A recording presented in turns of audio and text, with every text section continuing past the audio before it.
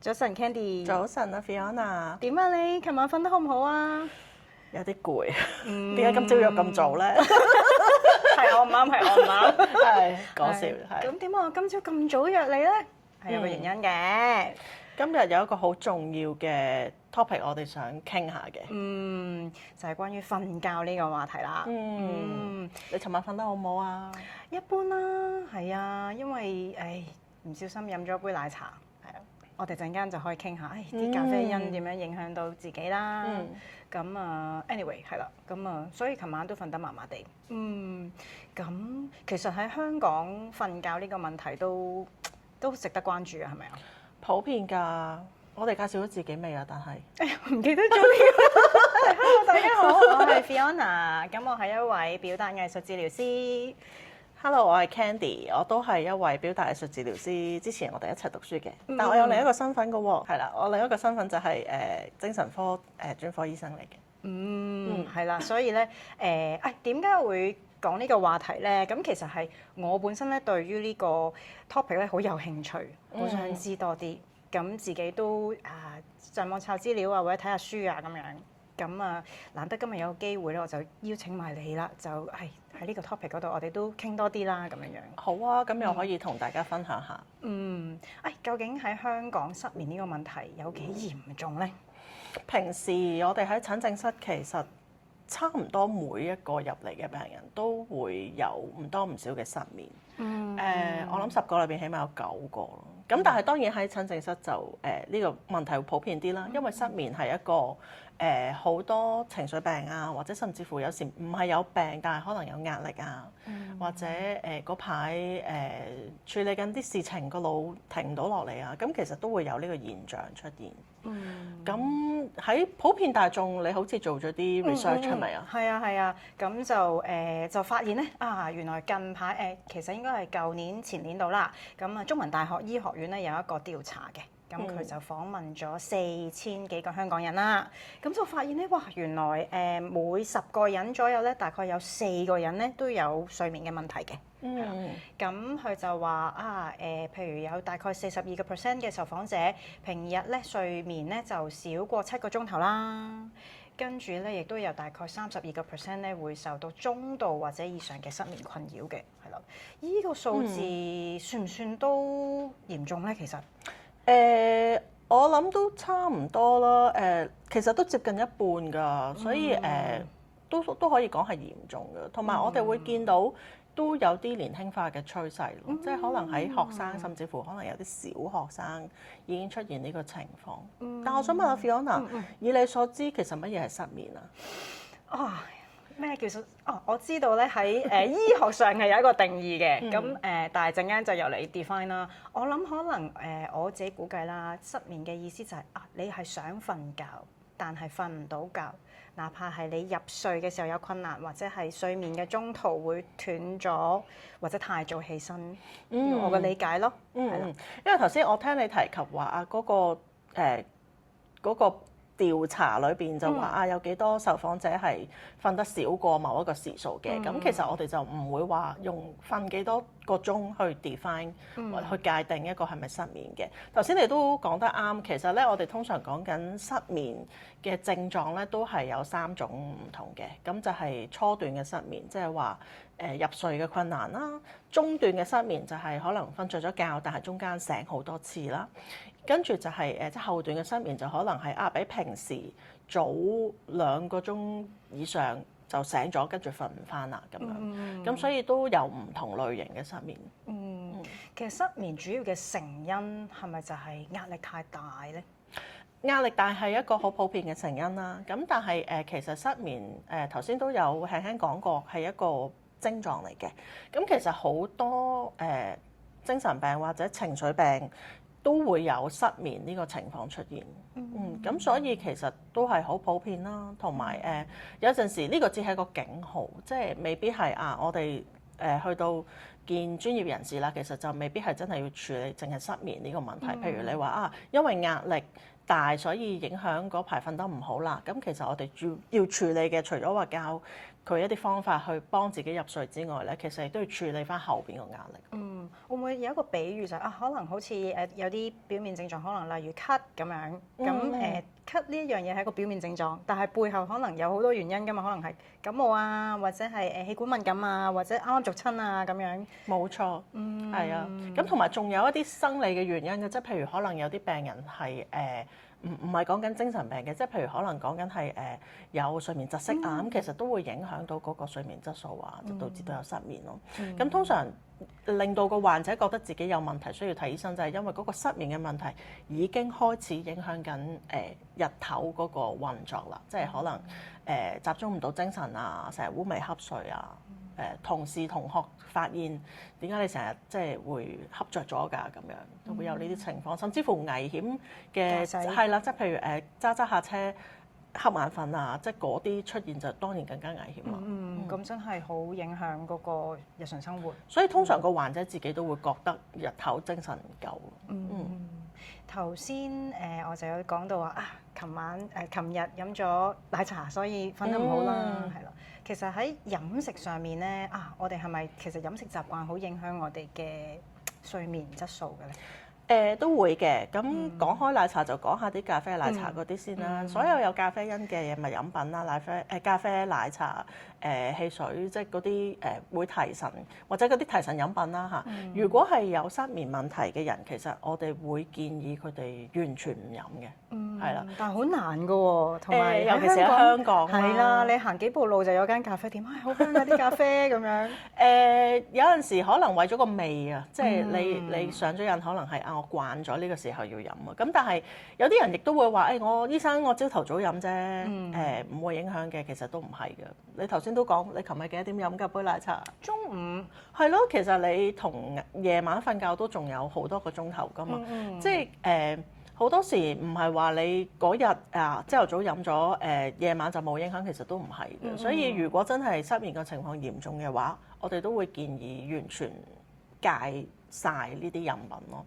同埋咧，其實就算講緊譬如奶茶啦，茶餐廳嘅奶茶同埋你平時可能喺屋企自己沖或者係紙包，甚至乎即係預備好嘅奶茶，其實又有唔同嘅喎。因為譬如茶餐廳奶茶，佢哋即係茶膽個茶膽可能好濃嘅，係啦冇錯，同埋溝咗好多唔同茶葉喺裏邊。咁所以茶餐廳奶茶可能個咖啡因濃度同可能一杯咖啡分別可能不大，甚至乎更濃。咁所以嗰個分別可能會喺度。有陣時我哋都會個患者可能真係話我真係好難戒得甩啊，咁可能會提議佢不如你試下喺屋企自己準備啦。咁你可以控制到，譬如你嗰杯茶嗰個濃度啊，或者用一啲相對冇咁濃嘅茶葉啊，嗰啲或者唔好浸咁耐啊，咁就沖咗杯奶茶出嚟。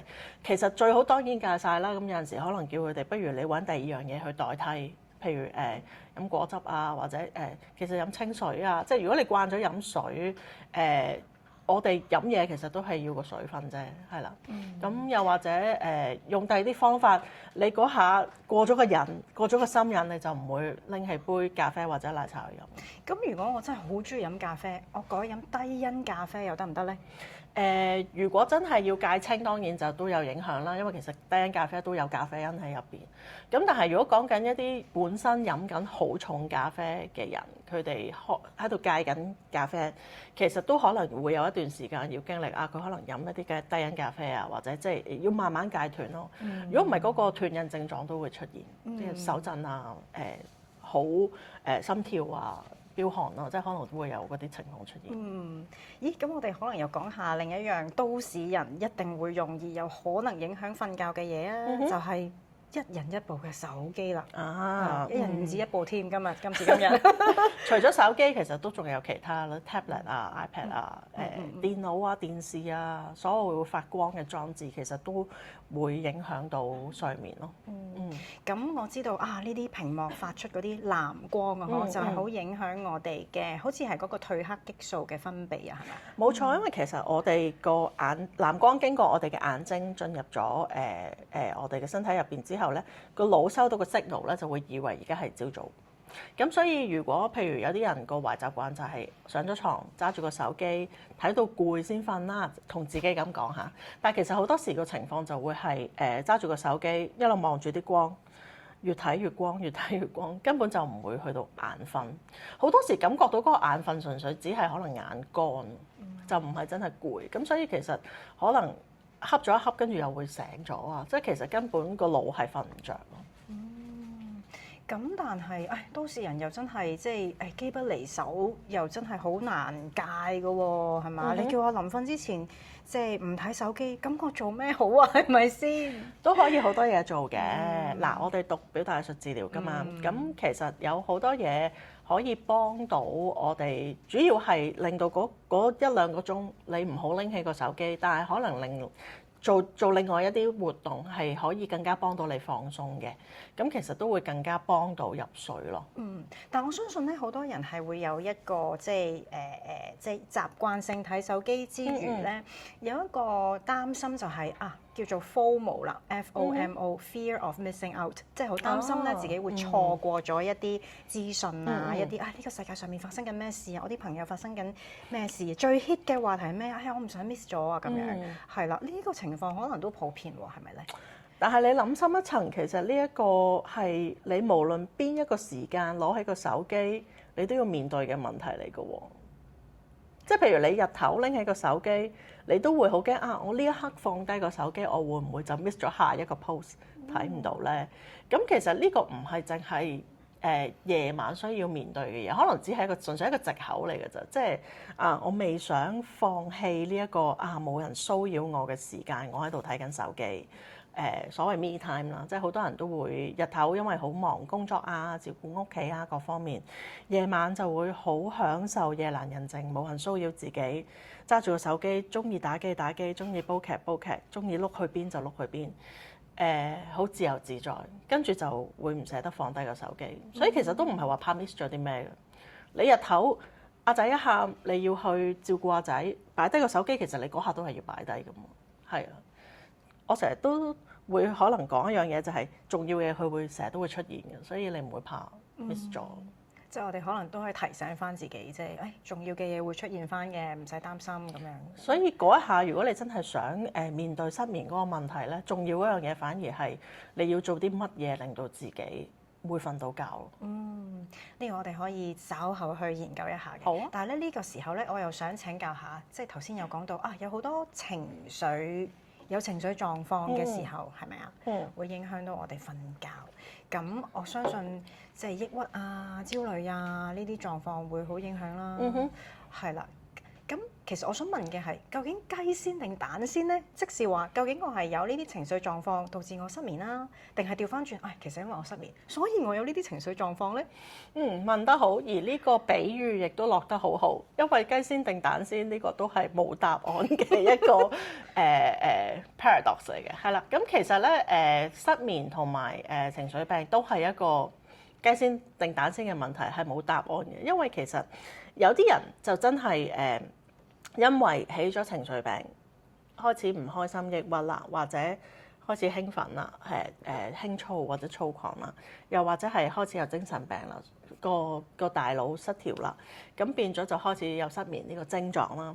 咁但係調翻轉有啲人咧，可能失眠呢個症狀行得好前，即係可能係第一個出現嘅症狀，佢開始失眠，跟住當個失眠嘅問題影響緊佢日常生活啦，就帶到另一啲問題出嚟啦，跟住先慢慢衍生變翻做抑鬱嗰啲都會嘅喎，咁所以都好難定究竟係邊個係雞邊個係蛋，咁但係好多時都係要聽翻嗰個人講翻自己嗰個過程係點樣樣，先至可以針對性地幫到佢諗啲治療方案。係。同埋我諗可能係有對失眠呢件事或者睡眠呢件事本身焦慮嘅情況啊，係咪啊？都會有㗎，有啲人其實係開頭有少少瞓唔着啦，咁但係當呢樣嘢密咗出現嘅時候咧，就開始變咗做驚咗瞓覺嘅時間啦。即係其實我每晚入房上床嗰下都會驚，我驚自己今晚瞓唔到。好多時個恐懼就會係驚而家瞓唔到，聽朝起唔到身。去翻工或者翻學，咁點咧？或者而家瞓唔到，聽日唔夠時間，唔夠精神啦，咁點咧？係啊，呢個都係即係我相信係好普遍嘅擔心，因為香港人幾中意翻工㗎啦，你知道。唯一嘅訴求係翻工。咁如果我哋即係講啊，可能一啲解決方法啦，咁可能第一樣嘢大家會諗到，不如食藥啦，好即係有啲我哋好普遍㗎嘛，即係啊有唔舒服就揾藥食啦，係嘛？邊度痛就食止痛藥，咁瞓唔到覺咁咪食安眠藥咯咁樣。其實食藥方面咧，你又點睇嘅咧？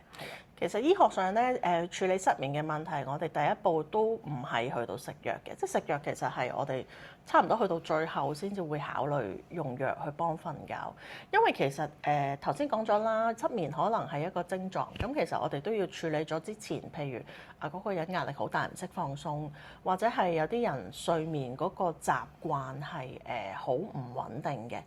醫學上有個 term 叫做 sleep hygiene 啦，即係我哋叫睡眠衛生。咁其實喺用藥之前，我哋一定要即係教識病人去處理翻好嗰個睡眠衛生先嘅。即係譬如每日嗰個作息時間要穩定啊。頭先我哋講咗啊，唔好飲咖啡、奶茶嗰啲刺激性物質啊。又或者瞓覺之前1-2個鐘唔好用手機啊，唔好做劇烈運動啊，唔好食到好飽啊。即係其實呢啲都係一啲比較簡單，可以喺生活上處理得到、做得到嘅細節，但係可能幫到好多。好多時大家都忽略咗，就直接去諗用藥啦咁樣。另一樣嘢就係頭先我哋講恐懼嗰樣嘢啦，即係譬如通常如果病人提出呢樣嘢咧，我都會用一個再極端啲嘅例子去話俾佢哋聽嘅，就係其實唔使驚啊，瞓唔到覺其實唔使死㗎，先去除咗嗰個恐懼先。你唔使驚咗你自己張床、自己個枕頭，咁你唔怕去瞓覺，你先至會放鬆得到、瞓得着咯。不過我知好難嘅，因為瞓着覺其實係一個好被動嘅過程嚟嘅。係啊，你記唔記得琴晚自己點樣瞓着嘅？又真係好好喎呢個問題，又真係唔知喎。即係我會有意識就係，咦，我未瞓着咁樣。咁但係去到邊一刻真係瞓着咗咧，又真係諗唔翻咯喎。熄燈嗰下其實真係你唔會知道嘅，所以你越有意識喺度諗緊嘢，或者諗緊啊點解我仲未瞓着嘅咧 ？Sorry， 你嗰晚好難瞓得着。所以嗰個巧妙可能就係反而調翻轉啦，係咪？唔好諗佢，咁咪諗下其他嘢。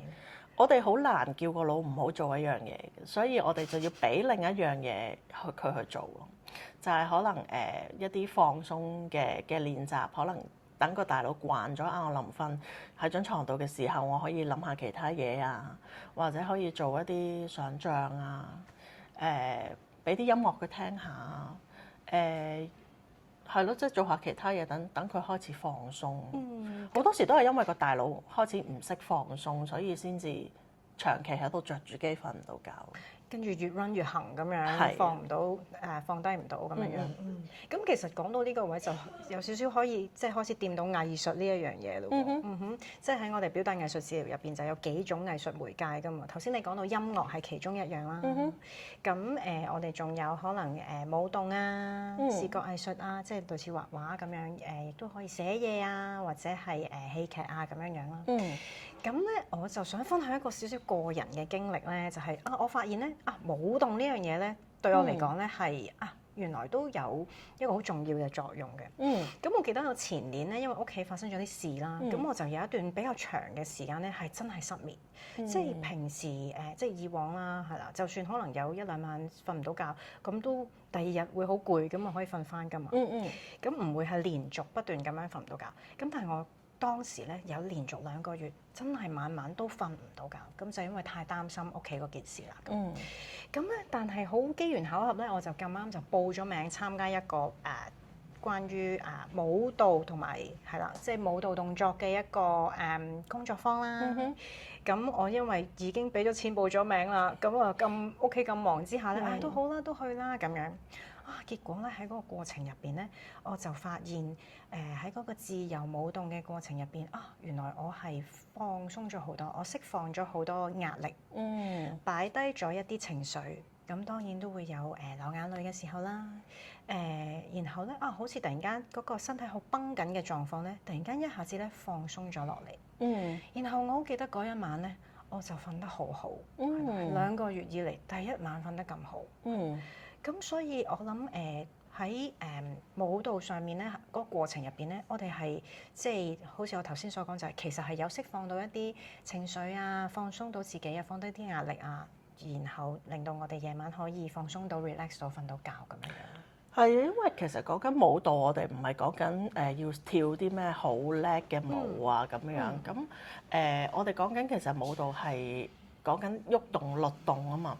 咁其實喺臨瞓之前，可能播啲音樂啊，俾自己開始 relax 啊。跟住其實可以跟翻個人嗰個運動嘅程度去感受一下究竟點樣程度嘅喐動可以幫到自己放鬆咯。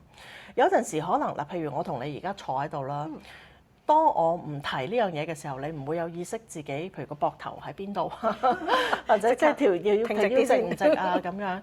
咁同我哋就咁平時瞓覺都係一樣啦。如果唔特別提起或者唔特別留意咧，其實你可能冇懷疑，原來自己瞓覺嗰個姿勢並不是一個好舒服嘅狀態喎。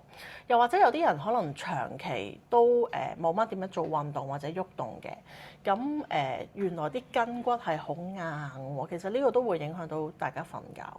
咁所以臨瞓之前，如果講緊舞蹈或者律動點樣幫到我哋去放鬆咧，最簡單嘅方法可能係做少少拉筋開始啦，即係可能播少少音樂或者冇音樂都唔緊要嘅，即係純粹係拉筋，等啲筋骨鬆下咁。咁當然唔係講緊啲好激烈嘅嘢啦，尤其是係冇做開得就唔好做啲好激烈嘅動作住，驚整親啊！整親痛就會瞓唔到，更加瞓唔到係咪？又係手尾好長添。冇錯。同埋臨瞓前太過激烈嘅動作都會即係會醒咗，反而個人係咪？會嘅，所以其實都唔係太建議喺臨瞓前嗰2個鐘做啲譬如帶氧運動啊嗰啲都唔係幾好。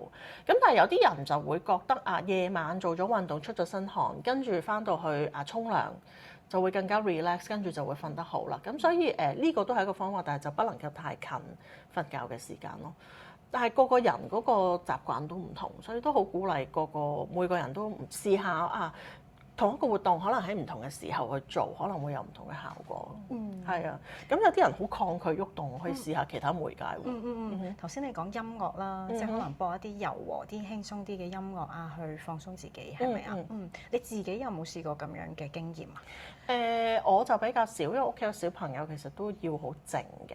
咁但係咧有啲即係其實好多病人都反映翻會有呢個習慣，其實原來有啲聲音喺耳邊幫助到瞓覺嘅喎。譬如係播一啲有啲係一啲音樂啦。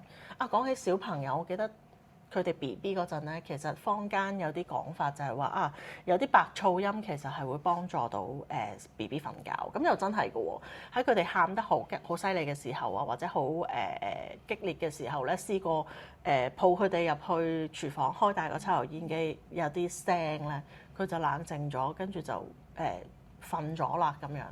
咁所以其實一啲 white noise 咧，喺我哋電話裏邊有陣時有啲幫失眠嘅 app 咧，其實都會有呢個 function 嘅，就係播一啲白噪音，等你唔使係一個太靜嘅環境，因為有陣時人喺太靜嘅環境反而覺得好緊張。記唔記得細個考琴嗰間房？即係回憶翻晒嚟。係啊，即係我即刻好驚啊個人。嗰個靜講咩？嗰啊個靜係好似個耳仔突然間冚住咗咁樣，反而跟住你就會更加對環境嘅噪音係好敏感。咁所以咧，其實反而有啲人可能間屋近馬路嘅，即係都會 keep 住有啲車聲，但反而係咁樣可能會容易過一個完全寧靜嘅環境去瞓咯。咁但係當然啦，我哋唔建議成晚都開住啲聲咁樣嘅。咁所以可能如果 app 裏邊有 function 係會可能你校到佢大概自己入睡嘅時間多5分鐘10分鐘，佢會自己停嘅，咁就最好啦。即係佢只係幫你入睡，但係跟住之後你成晚就唔會因為耳邊一路有啲聲，其實影響咗睡眠質素。好有趣喎！你頭先嗰個叮一聲，但係有啲人就要反而完全靜先至可以瞓到個。係啊，每個人都唔一樣，個個人嗰個習慣都唔同啊，所以都要好留意下自己嗰個情況，究竟係乜嘢嘅環境可以令到自己容易啲瞓得着咯。我仲想分享多一樣嘢，就係咧臨瞓之前咧，咁有陣時咪會有啲諗法咁樣嘅，可能會擔心擔心聽日有啲咩要做喎，有咩要處理喎，或者總之有啲嘢喺度諗咁樣啦。咁我就近年就有一個習慣，就係臨瞓之前咧，就喺本簿度咧就mark 低佢，係啦，即係譬如聽日有啲咩要做，我想提醒自己嘅，咁我就 mark 低佢先。咁所以我嗰個擔心咧就可以擺低咗啦。咁我聽日望翻就記得啦嘛。咁我就唔使一路 keep 住喺個腦袋嗰度，就好似清空到個腦袋咯。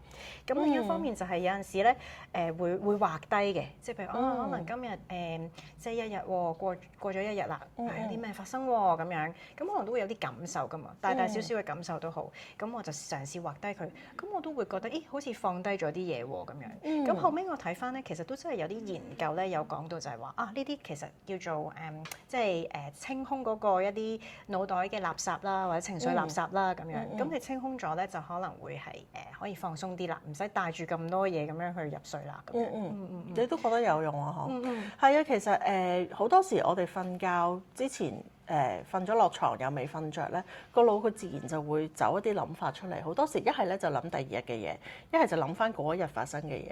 咁但係如果我哋可以喺臨瞓之前，即係準備瞓覺嗰段時間，又唔睇得手機啦，咁嗰個時間咧就可以正正用嚟做呢啲頭先你講咩清空係咪啊？係啦，咁其實就係好似去做清空咁樣樣咯。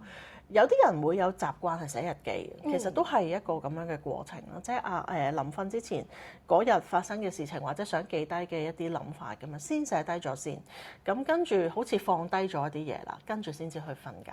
不過咧，有啲人咧就會覺得越諗越停唔到。咁所以其實再即係喺呢個習慣之中，再重要嘅一樣嘢就係要有一下可能係提自己就係完啦。即係譬如你冚埋本簿嘅時候就完啦，或者有啲人可能係敲一下聲、敲一下鐘咁樣就完啦，又或者係我完啦，跟住可能深呼吸3下，跟住我去刷牙啦，即係有一啲儀式感，做完嗰樣嘢我擺低就擺低啦，咁先至唔會將嗰啲諗法又帶埋上去張床嗰度，因為好多人都會講話醫生冇用啊，對我嚟講呢樣嘢，因為我一路喺度，譬如諗緊第二日，譬如我琴晚瞓覺會唔會諗緊今日同你呢個做呢個錄影呢一樣嘢咧？咁跟住就會令到我瞓唔着啦。咁對我嚟講其實會嘅，所以我嘅做法咧就係可能係我哋早幾日我哋見過面啦，咁其實我哋準備咗少少今日嘅嘢啦。當嗰個準備已經係我覺得充足啦，咁跟住我就會提自己唔好去掂啦，因為我知道憑我嘅經驗，我知道對我自己嚟講，我越諗我就放唔低㗎啦，咁所以我就完全冇諗啊！琴晚，咁我就寧願今朝早少少起身，咁可能有時間咪睇下啲相關嘅嘢啊，或者早啲嚟同你傾下偈，開始熱下身咯，係啊，咁所以我琴晚瞓覺咧，我就知道唔可以喺瞓覺之前睇關於今日 topic 嘅嘢啦，如果唔係我就真係會瞓唔着。咁所以都真係因人而異唔同嘅，咁但係你頭先講嗰啲方法都係好好嘅一啲例子，大家可以利用放低手機嗰1-2個鐘去做。同埋亦都令我諗起mindfulness 啦，即係靜觀呼吸啦。可能臨瞓之前做靜觀呼吸，其實都係清空腦袋嘅一個儀式感嚟嘅喎。可以呢個好有用啊，係啊。咁睇下覺得對自己有用嘅人可以用啦。咁當然有一啲人，譬如有啲比較容易焦慮嘅人啊，或者仲未進入到嗰個冥想或者正念嗰個好 peaceful 嗰個階段，或者嗰排有啲嘢好緊張，其實有陣時未必會進入到嗰個狀態，反而可能有陣時呼吸會令到自己仲緊張啊咁。所以有陣時有用嘅時候，你做咗一陣，你覺得真係放鬆到，你繼續做。但係如果嗰排你覺得平時做開嗰樣嘢，但係今日做完好似仲緊張喎，或者仲好似情況再差咗喎，咁你嗰日就可能考慮做下第二啲嘢。所以其實每一日每個人每一日嘅狀況個狀態都唔一樣喎。所以就係要可能每一日都感覺下自己個狀態係點，需要啲乜嘢，然後點樣去回應呢個需要。可能呢個係開頭少少，即係當自己未係好認識自己嗰個狀態嘅時候，就試下唔同嘅嘢啦，可以睇翻自己嗰一個狀態，跟住可能留意下嗰一日自己個心係想去做啲乜嘢嘢嘅，或者係嗰日可能已經喐動咗好多啦，體力勞動咗好多，好攰啦。嗰日可能需要啲靜態嘅嘢，但係如果嗰日可能全日都係坐喺度嘅，好靜嘅，個身體冇乜喐動嘅，咁可能嗰日真係需要一啲俾個身體一啲釋放，咁跟住先至去瞓覺，咁你可能成個人就會放鬆啲。所以其實講到底，可能瞓覺呢件事咧係同了解自己嘅身體同埋心情好有關係，都係講緊點樣去照顧好自己。冇錯。問多一樣趣事啦，咁咧大家可能都會覺得，喂，其實數綿羊 work 唔 work 㗎？咁樣係，你覺得咧？數綿羊其實咧係唔 work 嘅。如果 work 嘅就唔會有咁多人有咁多問題啦，係咪？數綿羊其實咧係一個好理性嘅動作嚟嘅，即係你一路喺度數1、2、3、4。越數越精神咯，你有冇發現？可能數到109嘅時候，跟住就諗我數緊幾多咧？死啦！跟住開始責怪自己咯，我冇留心啊，跟住又由頭再數，變成咗一個壓力。冇錯，所以其實數綿羊係冇用嘅。不過我哋又可以將佢有少少轉化，係啦。我好多時都會可能提議，不如試下唔係淨係數綿羊，你可能係去將自己試下帶入嗰個想像嘅空間。俾自己喺床上面眯埋眼，好舒服嘅。去想像下綿羊喺度跳緊，嗰個環境係點㗎？可能係一個好舒服嘅草地，會有啲輕微嘅風吹過，有啲陽光射落嚟，好暖，好舒服。跟住就留意下自己呼吸，聞唔聞到啲草嘅味道啊？啲綿羊有幾多隻咧？嗱，唔係數喎，但係可能你留意下，望下周圍，嗰邊有多啲，嗰邊有少啲，望下，再望下，或者再行近啲，前面有啲咩風景啊？我哋又去睇下啦。即係去到嗰個想像嘅空間，其實有啲似我哋做治療嘅時，做表達藝術治療嘅時候啦。去到嗰個想像嘅空間嘅時候，其實個人就會可以放鬆一啲咯，但係就唔係去數嗰度有幾多隻綿羊，冇咁執着。係啊，就係要放低啲執着啊嘛。咁當你數下數下，可能就開始進入咗個夢鄉，就可以放鬆到個腦袋啊，令到可能個人都變咗柔軟啲啊咁樣。咁頭先我哋一開始咪講到手機啊，即係科技嘢啦，同睡眠嘅關係啦。咁我就想分享一樣嘢，可能即係都係關於科技嘅點樣幫到睡眠。咁咧就係舊年咧，我哋去大阪世博啦。咁有一個叫做好似係叫未來館嘅地方，咁佢就有一個有張床。就話係未來科技嚟㗎，你瞓呢張床咧就會瞓得好好㗎啦咁樣。咁好得意嘅嗰張牀咧就好似有個蓋咁樣嘅，咁但係又唔係密封嘅，即係通側邊係通嘅，咁有個蓋咁樣。咁咧就好得意嘅，我哋就每人可以有可能幾分鐘嘅時間去瞓呢張床。真係俾你瞓入。係啊，真係俾你瞓㗎。咁但係你就要排隊咯，咁我哋就要攞籌咁樣排隊咁樣。咁真係好想試下咁，所以就排啦。好，排到自己嘅時候咧，瞓落去咧，咁原來咧佢就係會量度你嘅心跳啊，量度可能你嘅呼吸嘅節奏啊，你嘅體温啊等等，然後咧就去調校啦。譬如啦，可能就會調校嗰個牀嘅即係斜度啊，跟住嗰啲氣温啊，然後咧可能播啲柔和嘅音樂啊，咁樣。咁然後咧好神奇就係一瞓落去冇幾耐咧，真係好想瞓覺㗎喎。但係側邊係啲人排緊隊㗎喎。係啊，熙來攘往咁樣㗎，好忙咁樣，係好神奇。咁我就覺得如果即係呢張床可以普及化，係嘛？呢啲未來科技普及化，咁可能我哋嘅睡眠就會即係大大提升啦咁樣，係啦。不過我諗未有呢個科技之前，就即係可能翻我哋頭先講嗰樣嘢咯，就係我哋點樣去了解多啲自己身體嘅需要，然後就去回應呢啲需要啊，照顧好自己咧，其實就可能係嗰個竅門啦咁樣。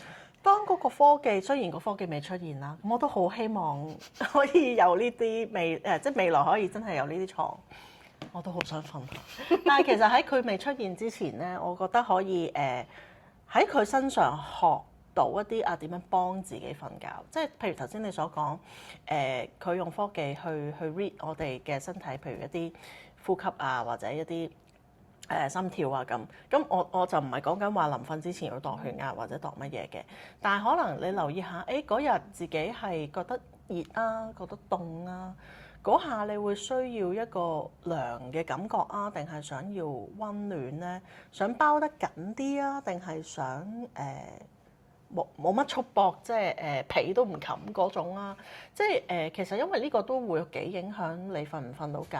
譬如有啲人係要涼啲、凍啲嘅，咁可能冷氣要較大啲，寧願冚被啦。咁但係有啲人可能就係慣咗唔開冷氣嘅，但係我要通風，咁可能就要好通爽啦間房，開風扇，風扇又係喎，有啲人中意吹到，有啲人係中意吹唔到，即係就會有好多呢啲嘢，其實係可以注意下點樣可以幫自己瞓覺咯。每一晚嗰個需要可能都唔同，咁同埋仲有一樣嘢咧，就係關乎到同床共枕嗰個問題啦。因為好多時兩夫妻一齊瞓覺，一間房一張床，但係如果兩個人嘅需求係唔同嘅話咧，咁就大件事啦。即係一個想開冷氣，一個唔想開冷氣，一個想早啲瞓，一個想夜啲瞓。係啦，exactly。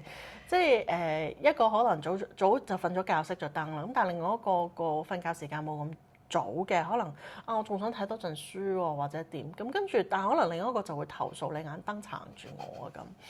係頭先嗰個問題又係啦，有一個就覺得太凍啦，我冚住張棉被可能都覺得好凍啊咁，但係另外一個咧喺度飆晒汗嘅。如果係呢啲情況咧，其實真係可唔可以考慮一下嗰晚唔好一齊逼埋喺同一間房度瞓覺咧，即係可能都知呢個係一個香港普遍嘅問題，就係空間嘅問題。咁但係可能鋪張墊瞓地下啊，或者係喺廳瞓下 sofa，但長期就唔好啦，因為對腰骨唔好，係啦。咁但係即係如果真係發現大家嗰個睡眠習慣係有太大嘅分別嘅時候咧，可能真係考慮下係唔係適合每一晚都夾硬要將兩個人擺埋一齊喺同一個空間咁樣瞓，而又辛苦嘅咧，係啊。所以可能有陣時有一啲嘅傳統觀念，或者一啲可能大家公認嘅習慣，未必係適合每一個人嘅需要嘅。咁我哋其實都可以回歸返自己獨一無二嘅需要，每一日嘅狀況，然後再去調適咁樣樣。又或者諗下計咯，即係可能真係要開另一半要開好大冷氣嘅，咁咪開咯。咁但係自己可能就着厚啲嘅衫啦，或者係着埋襪啦，冚多啲被啦。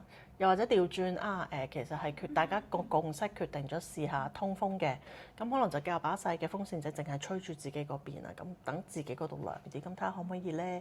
又或者買張單人嘅涼感嗰啲床墊，淨係擺喺自己嗰邊啦，咁等自己涼爽啲，會唔會都有幫助之餘，亦都可以大家喺翻同一張床度瞓？喺呢啲地方都可以發揮創意啊，所以其實好多時都係講緊你。有啲嘢唔 work 嘅時候，你就要諗下有冇啲用創意諗下有冇啲方法係可以令到佢容易啲去做到同一件事。咁我哋今日講緊嗰樣嘢就係點樣可以容易啲可以瞓得着覺。冇錯，係。